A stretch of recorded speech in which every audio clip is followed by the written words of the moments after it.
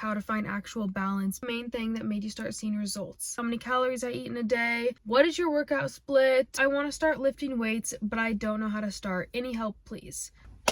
Hello everybody. So I constantly get asked questions, I get DMs, I get messages. I just get a lot of questions relating to fitness, nutrition, life, fitness goals, workout routines, workout splits. I do respond to almost all of the DMs that I get on Instagram. So if you guys do ever have any like personal questions, please feel free to reach out because I do see all of them and I try to respond to every single one of them with the most help that I can. To start out, I'm not a personal trainer, I'm not a nutritionist, I'm a college student. Also, my opinions and my goals change all the time. So when I answer these questions, this is like me at this point. Like I might have different answers in like 3 months, who knows? But yeah, I asked on my Instagram just if you guys had any sort of fitness, lifestyle, gym questions, and I got a lot of questions. So I got my computer here and yeah, this is kind of just going to be like a little podcast type of episode. I do have some notes on here, so sorry if I'm like staring at the screen the whole entire time. But don't take this advice like too personally or too far. Take it as you will, honestly, because I don't know that much. Literally every single day I learn a new thing about fitness and I learn a new thing about life. My goals are always changing. Also, I'm in between like the spring semester just ending and the summer, so I'm probably going to have some different goals going into summer. But yeah, let's just get right into the first question. Okay, the first question that I got was, I want to start lifting weights, but I don't know how to start. Any help, please? Okay, me personally, when I started lifting, I found Instagram Reels, TikToks, YouTube videos, and I basically just searched beginner dumbbell routine for like upper body, or beginner lower body routine dumbbell only, or like barbell only, or cable only. But I like to choose like one thing. Like if I could do my entire workout in one section using one bench and like one set of dumbbells even, then that made me personally feel safe. Because then I didn't have to go and like look and figure out how to work another machine or something, you know? Also, going to the gym with people that already have like further knowledge than you in the gym, like going with friends, going with family even. Like I started out going with my dad, and that's kind of how I figured out how to use like cardio machines and stuff. Or even taking classes, because then you're learning how to use weights, or like you're kind of just figuring out your body, and that kind of helps with like figuring out form too. Even watching other people in the gym, like not in a creepy way, but just like being mindful about the people around you and just kind of like observing. That will definitely help you, definitely if they look like they know what they're doing. Another thing is just remembering that no one is judging you in the gym. If they are judging you, they have their own insecurities that they need to deal with. That's their own problem. Gym community is such a nice community. Like you look intimidating because it's like these big huge guys and big huge girls that are like massive and have so much muscle, and you're like, oh my god, this is terrifying. They look like they could beat the crap out of me. No. That's like the exact opposite. If you have a question, go up and ask. That 40-year-old man that's over there lifting like bicep curling like 100 pounds, he's probably like a teddy bear. Go and ask him a question. He's not going to hurt you. But just like make friends in the gym. I feel like that's honestly just the best way to progress. That was a really long explanation. I'm so sorry. Next question. I got this question a lot in just like different forms. It was like, what is your workout split? I don't know what workouts to do in the gym, so like a gym split would be amazing, or gym routine, please. Okay, my current split, I lift 3 days a week, and then other days a week I do like yoga or Pilates or active rest or cardio or abs. But Mondays, I do quads and glutes. Tuesdays, cardio and abs. Wednesdays, active rest. Thursdays, full upper body. Fridays, hamstrings and glutes. And then Saturday and Sundays, I do like cardio and abs, sometimes active rest, sometimes yoga. Oh, and on Thursdays, I also have been taking a reformer Pilates class. So that has been a new thing that I've added in within like the past 3 weeks. But yeah, my workout split does like change every once in a while. I used to lift 4 times a week back during the fall semester, and then during the summer I was lifting 5 times a week. So for now, I enjoy just lifting 3 times a week because I have different goals than I did back then, and I like doing lighter cardio. But I've also am going to try to add in some like lap swimming and some running. So it does change a lot. I say just find a workout split that works for you. Okay, this next question I also got a lot in different various forms. It was about like how many calories I eat in a day, and when I was losing weight, was I in a calorie deficit, and if I was tracking my macros, if I was tracking like, stuff with tracking. So when I started my calorie deficit, I strictly was 1,500 calories a day. I didn't really track anything else. I tried to aim for around 1 gram of protein per pound of body weight that I had. But I didn't track anything else. Mainly it was just kind of like calories that I was tracking. The scale that I used, it's called Etexity, I think. And there was an app that went along with it. I wouldn't 100% recommend, like, I am not telling anyone to go track their calories, because it does mess with your mindset around food. Like, I'm gonna be so honest, you will never look at food the same once you start like being mindful about how many calories and like knowing how many calories are in food and knowing what is in your food. You're never going to look at food, you're never going to look at a nutrition label the same, which can be a good and bad thing, because how do I even describe this? Like, I think that tracking food has been both a blessing and a curse for me, because it has helped me literally so much. If I didn't track my food, I would have not lost weight. But I know that you can lose weight without tracking food and just being kind of mindful. But yeah, I would not recommend tracking your food, but I'm not against it either. So take that as you will. Just know that if you are someone that doesn't have a good relationship with food already, I probably would not recommend it. But currently right now, I'm not tracking because I am trying to kind of like repair and like get a better relationship with food now, because I did get to the point where like I was obsessing over every single little thing that I was eating. Like, having a protein bar for me was a cheat meal. Like, that's how deep down into this like calorie tracking, like macro and micro tracking pit that I was getting into. So I am trying to just like not think about it too much, eat more like, people say like intuitively. I don't really know how to do that yet. I'm also trying to figure that one out. So I'm just trying to get a balance with things, But yeah, I'd say I'm probably eating around 1,700 to 2,000 calories a day. That might honestly be an overshoot. It also just depends on the day. I'm mainly just going for whole foods. Whole foods, higher protein, stuff that makes my body feel good. I've become very aware of what makes me bloated, what makes me inflamed. So I've started cutting those things out. It's just mainly not for like, I don't really eat for weight loss anymore. I eat to feel good in my body and to be able to fuel my body. But yeah. Okay, what is the main thing that made you start seeing results? I would say a calorie deficit. That is the main thing. Like, even if I was eating not very good foods in my calorie deficit, like if I was eating really artificial sugars and stuff, but it was still that I was eating less calories that I was burning, I was seeing progress. And I'd say just getting like 10,000 steps in a day, always moving my body in some way every single day, no matter what, and then also mixing a little bit of strength training to maintain muscle too. Next question, what am I going to college for? And then also, how do you know what career to choose? Right now, I'm going to college for exercise, sport, and health science. That's my major that I'm in. I'm not exactly sure like what my career goal is. I do kind of want to get certified in either Pilates or yoga to be able to like teach fitness classes maybe. That's a maybe. We'll see.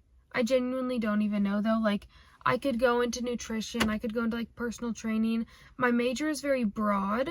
It's just in like the exercise movement department type of thing. So we'll see. I don't really know how to answer the how do you choose a career, because I don't even know that personally right now, but I feel like the best advice that I can give is finding something that you genuinely enjoy. Don't go into a career that you don't genuinely enjoy. Also know that you can go back to college later on and you can change your major halfway through college. What you choose your freshman year of college is not what you have to be set on. Also, you don't even have to go to college. You can do stuff online. You could if you want to be a personal trainer, do like a little class online. Like, there's so much stuff that you can do. I would just say number one advice is do what you genuinely enjoy and something that you can see yourself doing, not being miserable. You don't want to show up to a job that you're miserable at. Hopefully that made sense. Okay, next question. In an 80-20 diet, how do you manage not feeling like a failure when you eat in the 20%? And then also I got another question on just how to find actual balance between like fitness and lifestyle. I personally have been struggling with this a lot recently because I wouldn't allow myself to have any cheat meals. My diet and my fitness stuff was more like a 99.1%. I have a few things that I wrote down that like I kind of just remind myself every single time that like I want to go out and do something, but I'm like, no, like my fitness goals don't go into that, which is really dumb. But here's what I remind myself. Just getting rid of like that all or nothing mindset. We are all human. Life is not about being perfect all the time, especially when you're in like college or high school. You only are living in this capable body once. You're only a college student once. You're only a high schooler once. You're only at this point in your life one time, but you have the rest of your life to chase your fitness goals. So going out with your friends in college and getting some drinks, going out to dinner, going out for late night Taco Bell, it's okay. If you do have genuine fitness goals that you want to reach, don't be doing this every single night. Don't be going to Taco Bell every single night. Kind of obvious, but you do have to make little sacrifices like that. Like you can't go out to Taco Bell every night, but it's okay if you go and like get a sweet treat with your friends. The months and months and months that you have spent on your fitness journey, on your fitness goals, one night going out is not going to ruin all of that. Does that make sense? Something that would be a good idea to do if you are going out to like get food with someone is definitely if it's like a fast food place. Go online, look at their like menu with their nutrition stuff and just try to find like a lower calorie option. Or if you're going to like late night Taco Bell, just get like a Diet Coke or something. You don't have to get a meal. Like if you want to feel included, get a drink, like a Diet Coke. 0 calories. If you do end up like sitting on the couch and eating a whole entire tub of ice cream, it's not the end of the world. Go to bed, wake up, you might feel a little bit bloated, you might feel inflamed. That's normal. You just ate a whole tub of ice cream, that's gonna do it. But that does not mean that you're gonna starve yourself for the rest of the day. That doesn't mean that you're gonna feel guilty for the rest of the day. You're just gonna continue. Get back on track. If you do it again next weekend, wake up, get back on track. Like, just reminding yourself that you really are only in this capable body once. Later on, when you look back at these years of your life, you're not going to think about like, oh, I shouldn't have had that tub of ice cream with my friends when we had a movie night. You're going to think about all the memories that you had because you fueled yourself with the ice cream that night, because you had fun with your friends that night, because you ate the cake at the birthday party. Like, you're not going to think about like, oh my God, I felt so fat that night after eating cake. No, you're going to think about the experiences that you had with your friends, because food does bond people. That is a big part of like our culture now. Like food is part of like connection. So yeah, I don't know. Just know that like don't feel bad. I'm still struggling with this, so I can't give like 100% advice on it. I hope that what I said made sense though. That's a lot of these questions. I'm like, I hope some of this is making sense. Okay, next question. What led you to start improving your lifestyle and what encourages you to keep you going? First of all, I gained the freshman 15 as a freshman in college. Oh, not the end of the world though. I was fueled. I was a fueled and happy woman when I gained that freshman 15. And I didn't even notice that I actually gained it because I was lifting weights. I was doing cardio. I was like doing all these things. I was just eating a lot of food and I was eating out a lot. With kind of like seeing that I had gained a ton of weight, I was like, also it was right before summer. So I was like, I just like kind of want to not be this heavy anymore. I was like, this is the heaviest that I've been. Not that it's a bad thing. Again, this is just my own personal goals. And I was like, I personally don't want to be at this weight anymore. And so I decided that during summers that I was like, I'm going to try to get like a diet sort of thing going on, which was like a low calorie, high protein diet that I ended up doing. What encourages me to keep going is just knowing that I feel so good after eating good food, after working out. Like the feeling that I get after having a really good workout or like a really good run is like undescribable. Like it's just such a good like high that you get. And I now feel like I'm just chasing that feeling all the time. I don't know. It just like the fact that I feel so good in my body, my skin has started to clear up. I don't get as bloated anymore. I don't get as inflamed anymore. Like just knowing that I feel like that kind of just encourages me to keep going. Okay, I got a lot of questions about like controlling sugar cravings and stuff. Like, how do you control a calorie deficit? Advice for staying consistent and being patient and managing sugar cravings. And then tips on people trying to eat healthy while you have a sweet tooth. I'd say number one, have some self-discipline. You just gotta have discipline. Like, staying consistent with it is just finding meals that you genuinely enjoy. You're not gonna be able to stay consistent if you're eating all of these meals that you don't enjoy. If you see all these like TikTokers and Instagram making all these fancy meals and you're like, that looks disgusting, don't make them then. Go find a meal. There is so many options out there. You are bound to find something that fits within your diet that you are trying to do that you also enjoy. You do not have to be miserable in a calorie deficit. Like people always are like, calorie deficit, that's like some rice and some chicken. No. I mean, yes. Like I love rice and chicken, but like that can be really plain too. Like you can make so many things. Definitely with like little sweet treats and stuff. For like sugar cravings, there are so many low calorie sweet treats. Something that you don't even have to cook. 0 calorie jello. 0 calorie pudding. There are so many different alternatives for stuff that is sugar. Yes, they don't have the best ingredients in them because some of them are honestly like worse for your body than just like getting the normal ones like Red Bulls. The 0 sugar ones are so bad for you, but like they're less calories. If your goal is to be in a calorie deficit, then go for the less calorie version. Also, another thing with being consistent with it is if you're a person who normally eats a lot of sugar and you're trying to cut it out, do not cut it out all at once. You need to cut it out in moderation and still allow yourself to have, like, to crave these things. And then think about if you actually want them. And then if you really, really want them, have it. Have the sweet treat. It's okay. It's not the end of the world. But maybe if you're having a sweet treat every single night, cut it down to like 2 times a week. And then like cut it down to like once a week. I don't know. Just like don't take it all the way at once because that's all you're going to be thinking about. But yeah, start replacing things. Start slowly cutting out things. But do not take everything out all at once. That will result in binge eating and just being miserable. So yeah. Alright, kind of going along with this, how to manage hunger during a cut. And then someone also asked, did you always feel hungry eating low calorie? So my biggest tip for this is eating nutrient and volume dense meals. Is that how you say it? I don't know. Anyways, what I mean by this is like salad bowls. Salad bowls are literally, they were my best friends. Get a big bowl, load the whole thing up with just a ton of greens, a ton of veggies. They're all low calorie, but they will fill you up. Put some protein on it because protein also fills you up. There are so many. Go onto Pinterest and look up like low calorie salad bowls.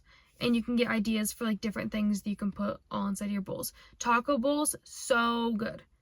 How I managed hunger, kind of, because yes, during a cut, you are going to feel hungry.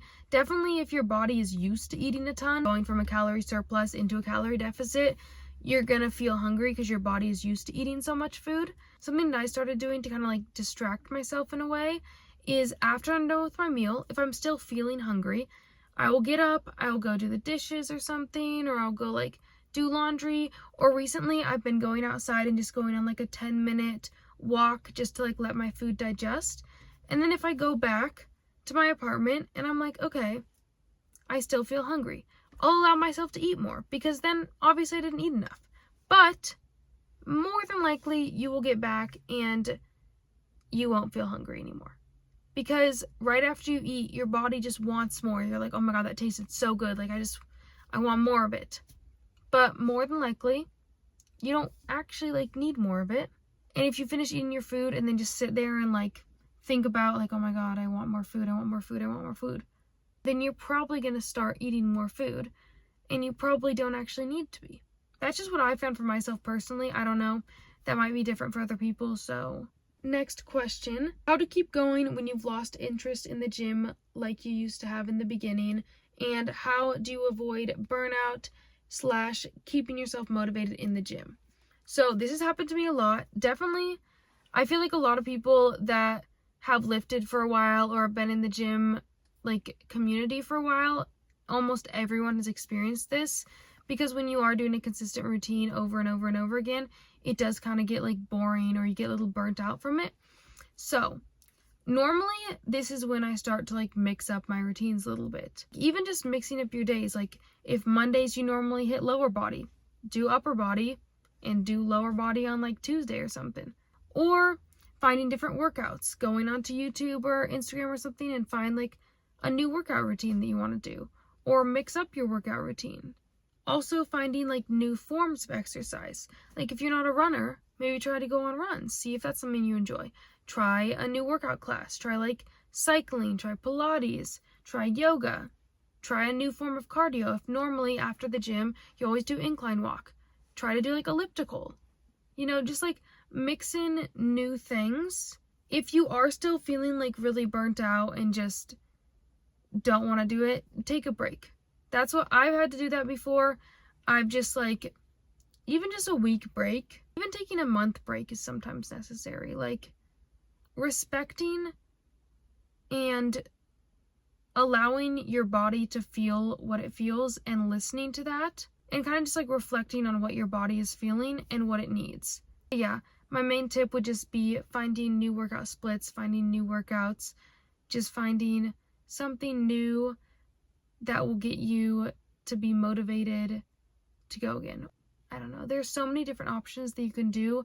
Like physical activity is such a broad thing too, you know? Okay. I got a lot of questions about like managing school while also keeping a consistent gym schedule, managing fitness, college, and life in general, and keeping balance, how to stick to the gym when you're overloaded with schoolwork, and like how to fit everything in to a jam-packed schedule. I'm a morning person. I've always been a morning person. Like in high school, I woke up at 4:45 to be at the gym at 5 so that I would have like enough time to go to the gym before school and before practice and before all my things. So I've just always been a morning person, but I know that there's so many people out there. A majority of people do not enjoy waking up at 6 a.m. going to the gym because they don't have like energy. You know, that's like a normal thing. I feel like I'm not normal for being able to wake up. I find that going to the gym in the morning at like 6 a.m. is the best time for me because I don't have time to make excuses then. I get up out of bed, I have a little snack, and I go straight to the gym. If I were to go to the gym at like 5 p.m., then like beforehand I would be like, oh, well I have some homework today, so I guess I don't really want to go to the gym. Like, I just feel for me personally, later on in the day, I have a larger chance of making an excuse not to go to the gym. So when I go in the morning, I don't have any time to think about if I want to go or not. I just get up and go. That being said, if you don't have the option to go in the morning or you don't enjoy going in the morning, putting it in your calendar, like as if going to the gym or going to your workout class was like a genuine class or like your job, putting it into your calendar as a designated time and showing up as if it's like one of your classes. It'll get you more like disciplined to show up and not make excuses because it's something that you like have to do. But yeah, also with balancing like schoolwork and stuff, one thing that I found definitely during like finals and stuff was bringing my computer to a treadmill and working while I walked on the treadmill. I'm a person who had a lot of free time this last semester, so I didn't ever really struggle with not being able to find time, but even literally a 30-minute workout can do so much for you. Or putting on a little workout at home if you don't have enough time to drive to a gym or walk to a gym. Putting on a little 10-minute workout. Get up 10 minutes earlier and do a 10-minute stretch in the morning. There's just like so many little things that can improve your health, your overall fitness and your overall health, that literally only take like 5 to 10 minutes. Just finding time to fit even like the smallest, shortest little workout in, because you don't need to be in the gym for 2 to 3 hours. But yeah, you can get in a really solid workout in literally 30 minutes. So just don't make excuses. Okay, next question was just how to get abs. You have to be in a calorie deficit. I am so sorry to say, I am so sorry to break the news with you, but more than likely you need to be in a calorie deficit to be able to see abs. Unless you are genetically gifted with, I don't really know, like a low body fat percentage already.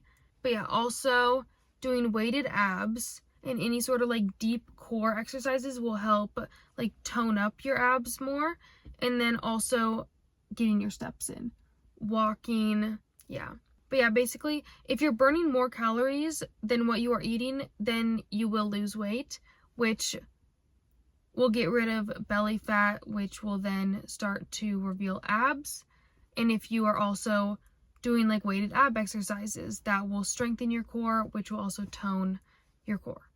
I think that was just for me personally.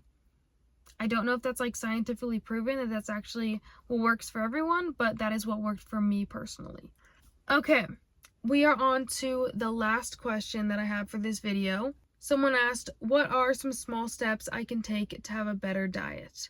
I'm just gonna read what I wrote down here. Begin by becoming aware of what you're eating.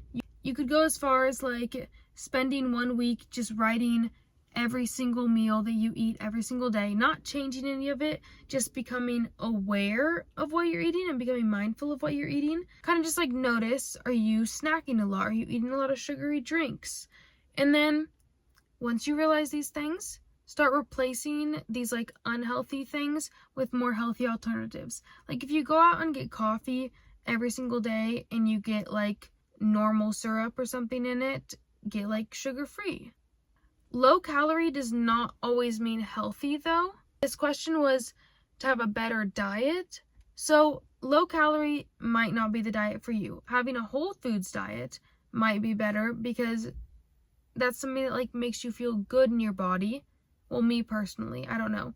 A better diet is different for every single person because everyone's body reacts differently to different foods. I don't really have any sort of allergies, but I've found things that like dairy and gluten make me feel more bloated, so I have started to like cut those things out. But that doesn't necessarily, for some people, eating dairy and gluten is a good diet. Like, I don't know, you know what I mean? Another thing that you can do is looking at ingredient lists and just being mindful about like what you're buying, like the types of foods that you're putting into your body. More than likely, if you look at an ingredient list and the first 3 ingredients on that list are things that you cannot even pronounce, that you have never seen a day in your life, more than likely they're not the best. Yes, you can eat them. If it's low calorie, if that's what you're going for, if you're going for losing weight and it's a low calorie thing, go right ahead. But if you can read and you know exactly every single ingredient and what every single ingredient means, then it is good for you. More than likely. But yeah. Also, another thing is just getting rid of like the snacks and like the things that you know that you have no control around. For me personally, I don't buy snacks anymore. I used to get like Cheez-Its, Wheat Thins. I would down an entire box in one day. Those little chili like Taki things from Trader Joe's, eat the entire bag in like 30 minutes. So I don't buy those things anymore because I know that I can't control myself around them. Like peanut butter. I know that this is a very controversial thing, like the powdered peanut butter thing. They're like, just eat normal peanut butter. I know myself though, if I got a thing of peanut butter, I would eat the entire thing. So I get the powdered peanut butter because if I do end up eating an entire bag of powdered peanut butter, it's better than eating an entire thing of normal peanut butter. But yeah, just being mindful. Know the type of foods that you normally like obsess over or are in love with, because realistically, if you do get rid of them, if they're not in your house anymore, out of sight, out of mind kind of thing. If you don't allow yourself to have like a box of Cheez-Its in like a 5-foot radius or like at arm's reach all the time, then you're probably going to stop craving it as much because you don't see it in your house all the time. So I'd just say some small steps is just kind of like getting rid of things that you know that are not the most healthy. Like start when you go to the grocery store, buy things that are more healthy. I don't know. Does that make sense? I think that like the advice section in my brain is gone. I don't know what I'm saying anymore. Also, it's like dark outside. Anyways, I hope that some of that advice helped. It was literally just me talking for I don't even know how long. Please feel free to DM me if you have any sort of questions. If you want any sort of like elaboration on these questions, please feel free to reach out and I will elaborate on all of them once the advice section of my brain redevelops. Hopefully you got something out of this video. If you didn't, hopefully you enjoyed me talking for like a million hours. I love you guys. That's all. Bye.